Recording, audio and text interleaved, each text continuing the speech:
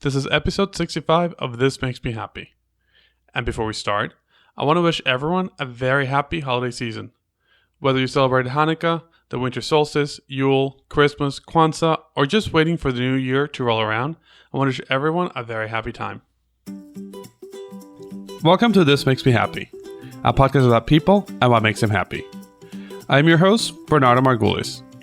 I'm a designer, art director, and educator, and I'm the principal of This Makes Me Happy, a design studio where I help my clients with branding and visual communications. I'm very happy to present This Makes Me Happy, the podcast, where each week I chat with a different person about what makes them happy. My guests come from all walks of life, and each of them shares their own personal happy stories. Join us every week for a unique conversation. Hello, today I am very happy to be talking with Eliezer Perlow. Ellie is a Master's of Psychology candidate, currently interning at East Village Community Access. Ellie, how you doing? I'm doing great. Thank you so much for having me on the podcast today, Bernardo. And I just want to, if I can, quickly give a shout out to my buddy David Markovich, who put this together for me. Yeah, David Markovich and Sharona, they both connected us, and they're just so great, such great people. Anytime they've recommended a few people for the podcast, and I'm like, can I just go up to New York and meet all of you already? Because you're. We'll have to all get dinner sometime on Friday night. Yeah, I feel terrible because Sharona has mentioned it a few times, and I have been to New York since, but it's always been for one specific thing and then heading out. Right. And I'm like, all right, I have to have a day trip. Go there and just have lunch and dinner with all of you because you're all fantastic. Sharon, I haven't forgotten about you. I haven't. So, Ellie, else from being a Master's of Psychology candidate and interning at East Village Community Access, what else do you want people to know about you? Well, I have to say that this might dovetail with something very banal that makes me happy, and part of it might be somewhat Proustian. I really enjoy the taste of butterscotch pudding, but it has to be done right. When I was a kid, my dad used to boil it with the skin on a pot on the stove, and for some reason I loved the pudding skin and I loved the taste of butterscotch, and that synergy would really make me happy. So occasionally when I come across it in the store, I'll make do with like those little Hunt's packs of butterscotch, but apparently most people don't really like the skin, so I might be an outlier there. No, I support that wholeheartedly. The skin is the best part, and you only really get that with home. Well, not That's homemade, because if you use a packet, it's not homemade. But it's not really homemade, but it's something that a dad can pass off as homemade. If he took a pot, for my mom, that wouldn't cut it. So when you have it from the pack and it doesn't have the skin, is it like okay, or? It gives me enough of that taste to have that like flashback to youth and that nostalgia that kind of comes, that like Madeleine falling in the tea moment where you're just transported back.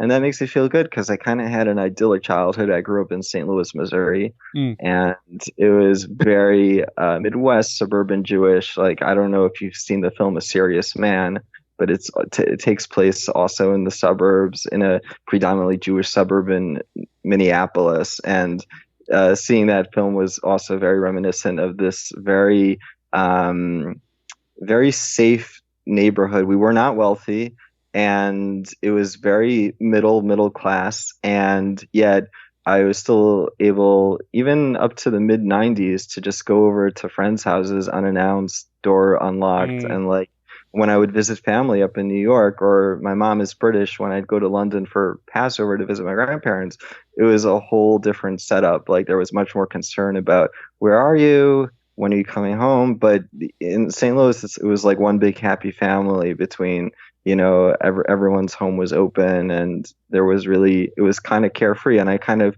get taken back there when I have that sense memory trigger. So sometimes that comes through food. And yeah, even the Ersatz butterscotch pudding put out by Hunt's can do it. maybe after this you should go and get a packet and just make sure you have extra skin on it. Yeah, and I'll try to save some for like my siblings who grew up with me there, so that we could have like a communal flashback. Like Instead of like sitting in an ayahuasca circle, we'll sit in a Butterscotch circle with like circle. a pot of like steamy butterscotch pudding. Yeah.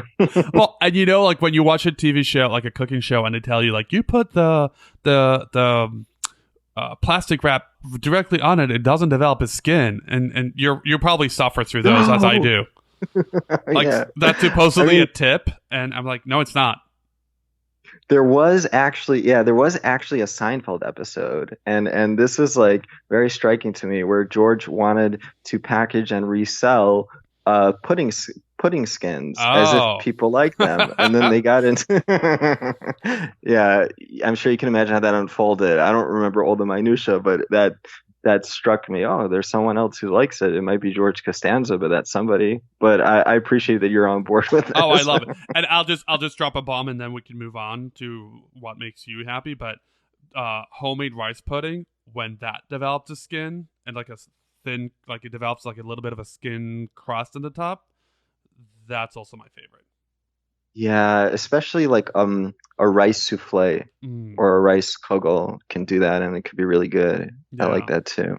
Oh, all right. But enough food because now my mouth is watering, and I also want to hear about what makes you happy.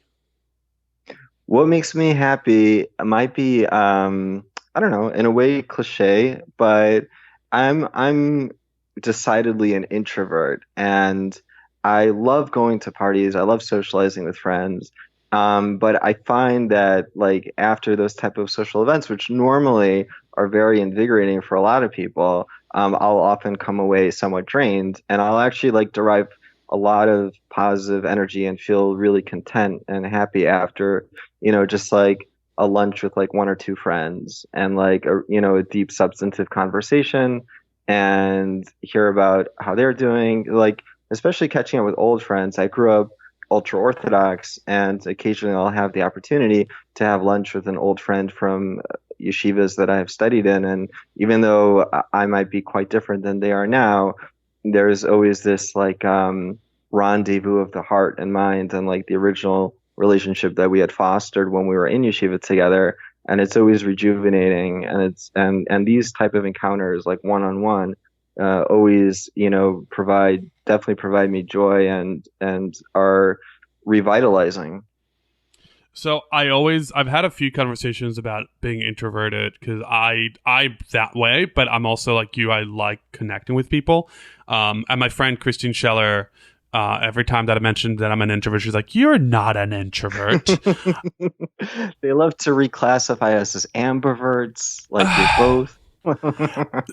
So what I try to explain, and I'm happy that you mentioned this as a psychology professional. Uh, the way I describe it is being introvert doesn't mean I'm shy, doesn't mean I don't know how to interact with people. All it means is that is very tiring to me and I get exhausted. That if I'm in by myself, I can recharge myself.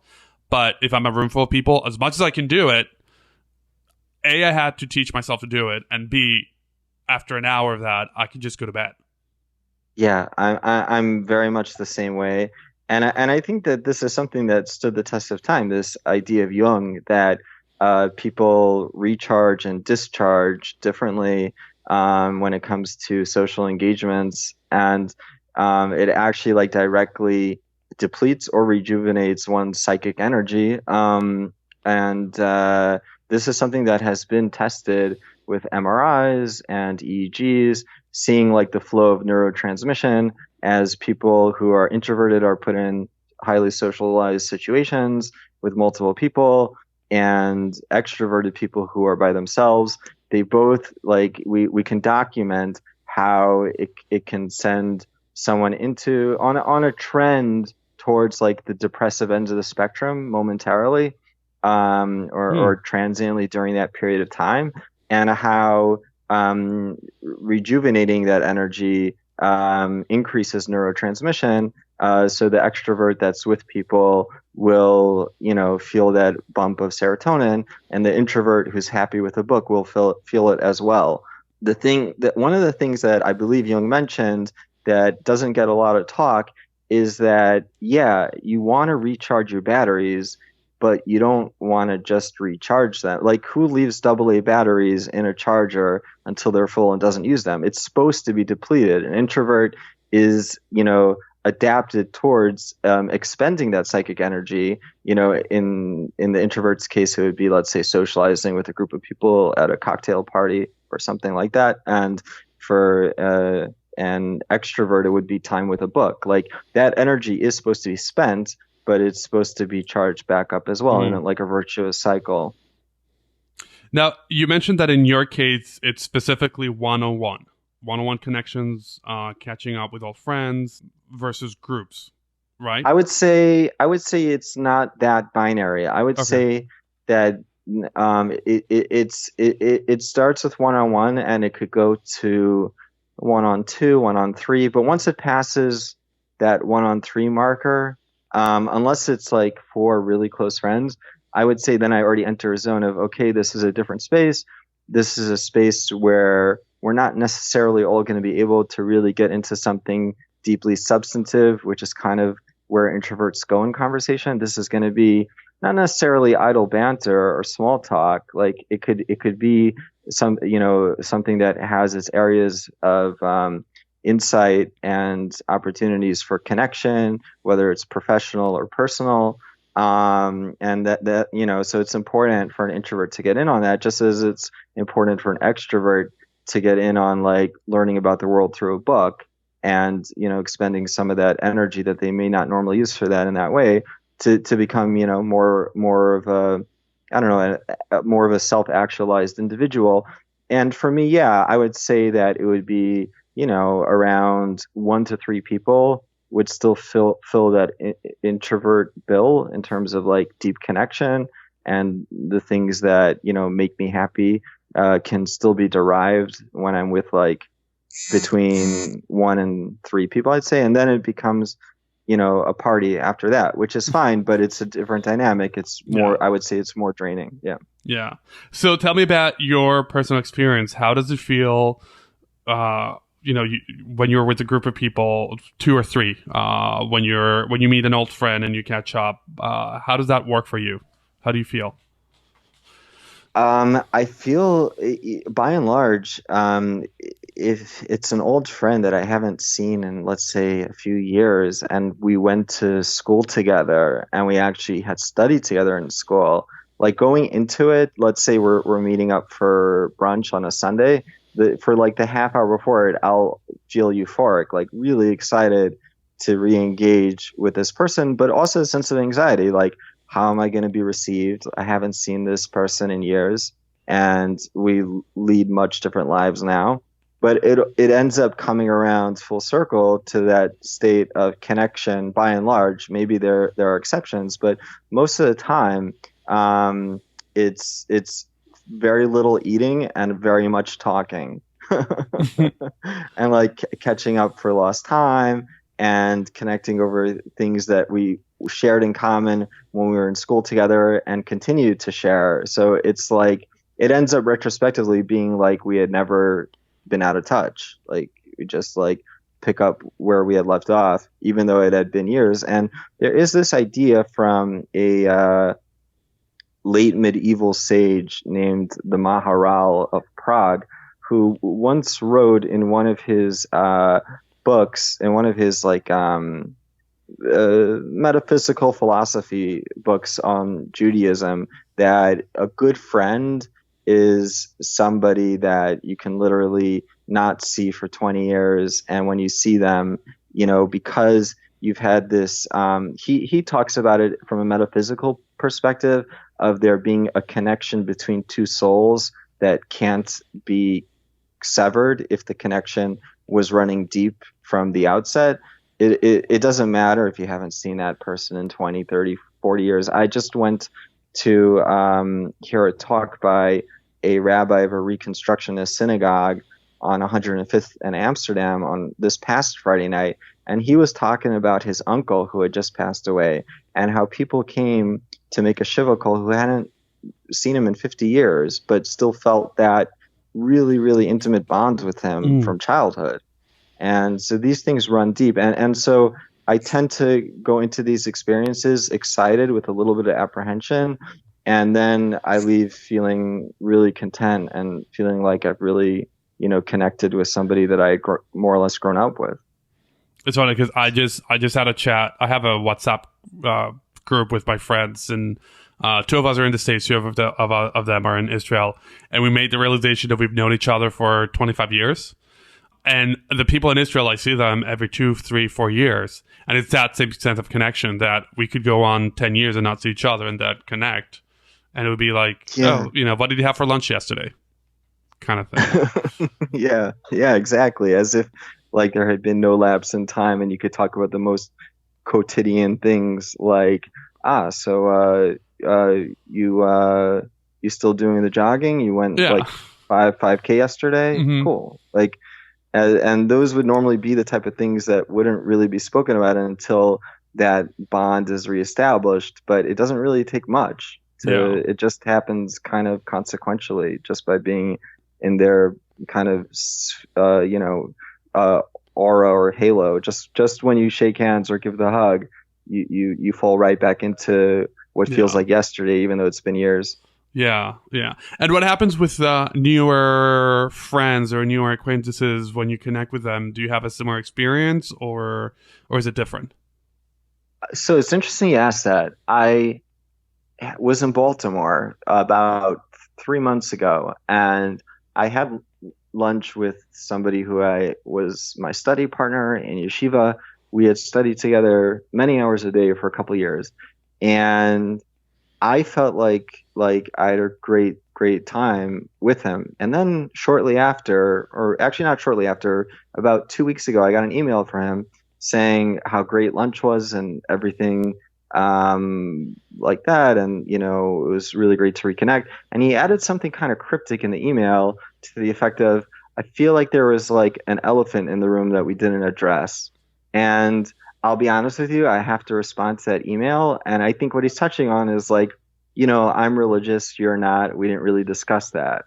And I hear that. And so I do believe, phenomenologically, that each person's subjective experience isn't necessarily something that you could just project onto both parties or all parties involved. And that's something that to me is enlightening in terms of like kind of trying to get out of that solipsistic ethos of, the world is all there just for me because I'm processing it through my five senses.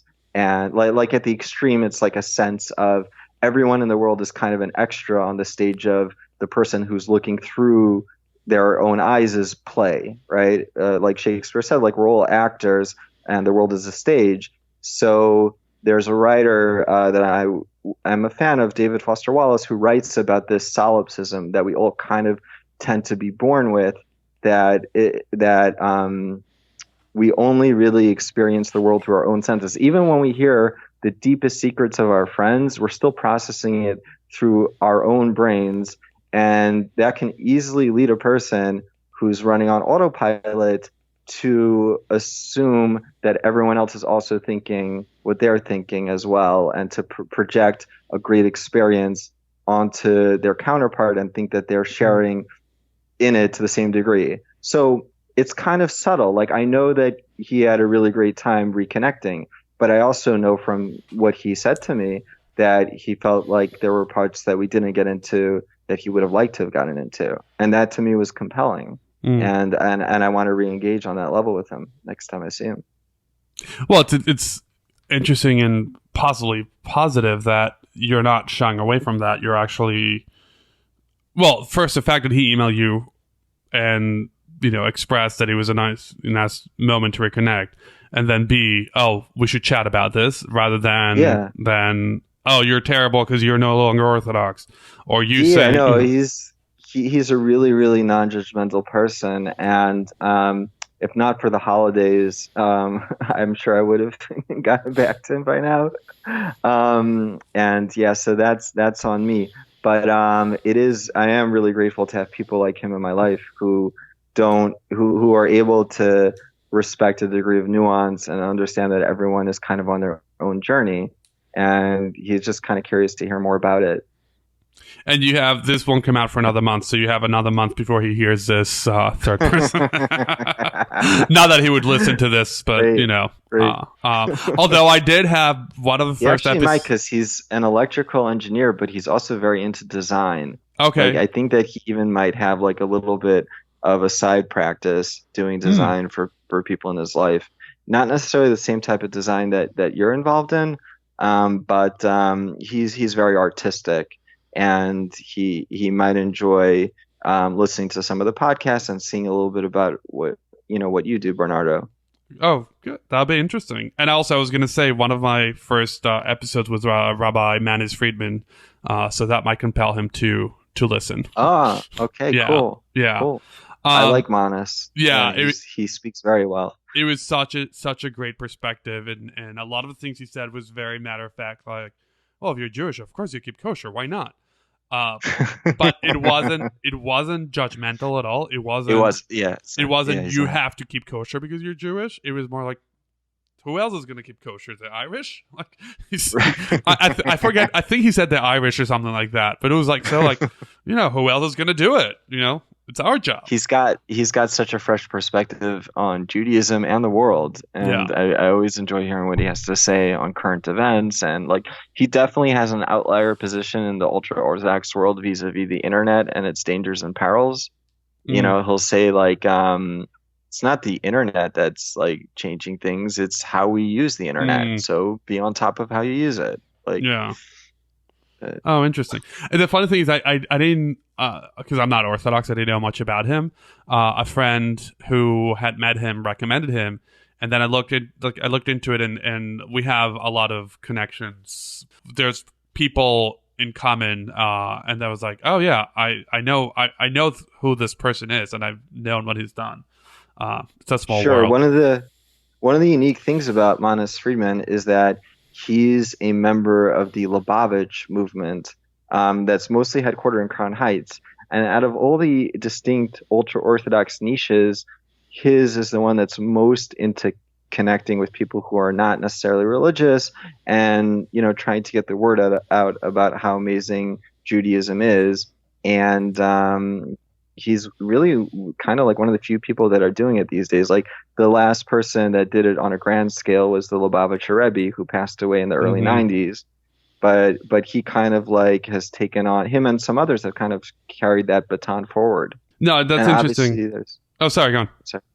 Yeah, there's like one day a year, like the National Education Day, where like which is kind of partly memorializes the Lubavitcher Rebbe that's celebrated in the White House. Like, he left a tremendous impact on the entire country in ways that I don't think any other Orthodox group can really say for themselves. So the amount, and I think if I read correctly, the whole impetus, or part of the impetus behind the epiphany to have Chabad houses throughout the world was in the early 60s.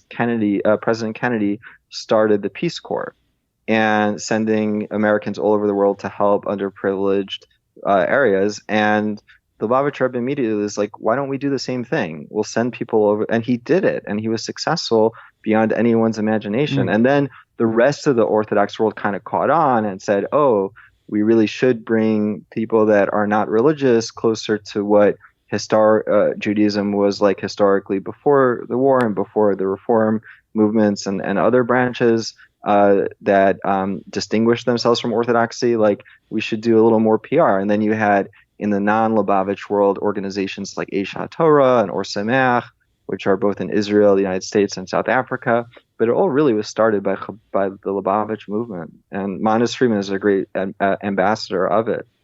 Yeah, they definitely have. They definitely know how to deliver the message, and they're very welcoming. But I wanna go back to you, and I want to learn a little more about you.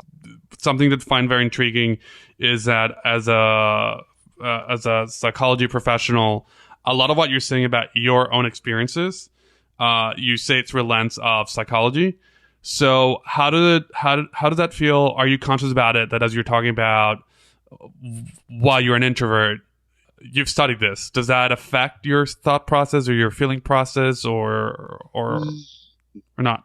A lot of time, yes. In terms of what we were talking about, the Jungian concept of introversion versus extroversion and energy depletion and rejuvenation, that is something that, while it's been peer reviewed, it doesn't really get a lot of focus in the field because most of Jung's ideas are even though he broke from Freud, it was kind of like a reapproximation of Freud's founding ideas about the power of the unconscious. And much of that is difficult to test in the lab.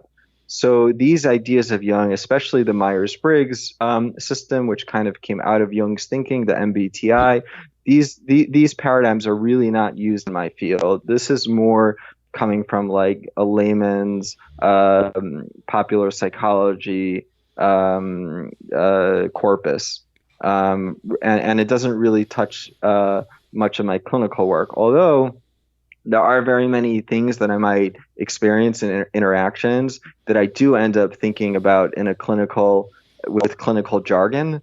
And I'm sure that there are cons and pros to that. And it's a really great question. I haven't really meditated or thought about it too much. But I would say that by using a lot of jargon from the field and applying it to my own subjective experience of the world, one of the cons definitely is that it leads to a risk for intellectualization of what I'm experiencing, like by covering it with like keywords that are used in the field or referencing it with those terms.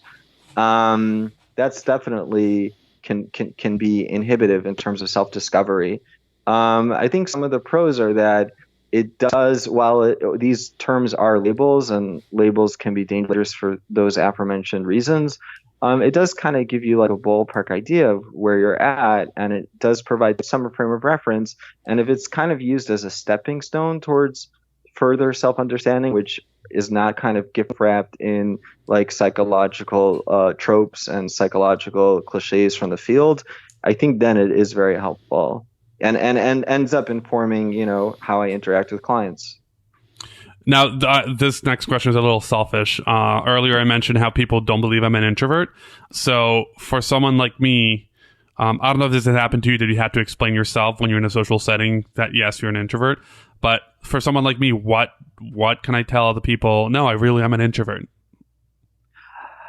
It kind of dovetails with that last idea about using, terms that are all of 2 or 3 syllables, introvert, to like, kind of like reduce a person down to that state of being. Nobody is a true introvert. Nobody is a true extrovert. Just like there is no average person.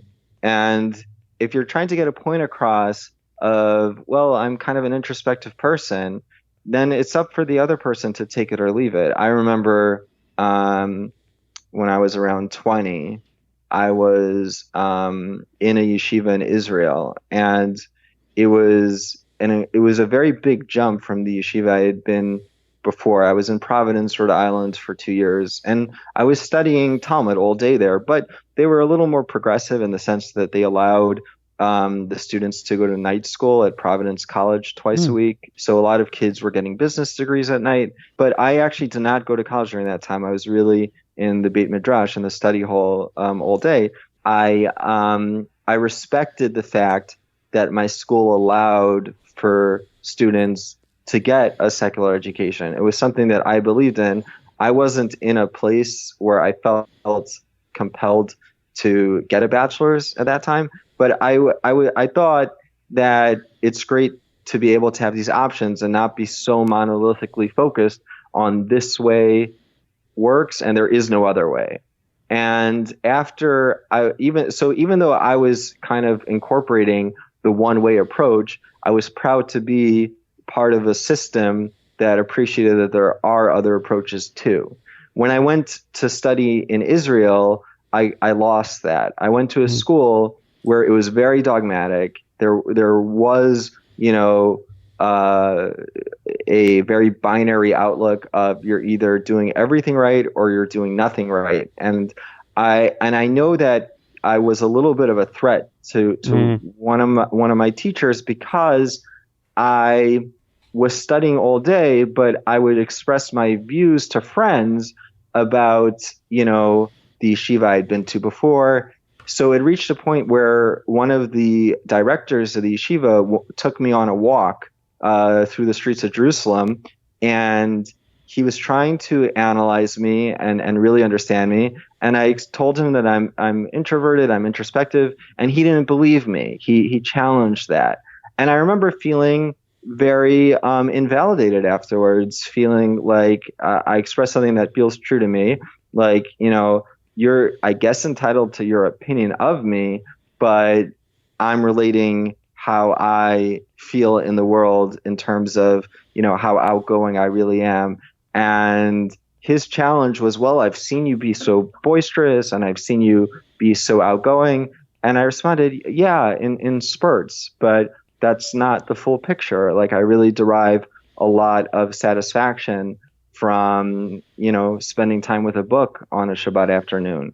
And he didn't get it. So honestly, I don't really have a great answer for you. I don't really know. Like, I don't really. The last time that somebody accused me of being an extrovert was probably then. So based on like the field work of life, I can't really come up with a great response for you to people who ask you about that.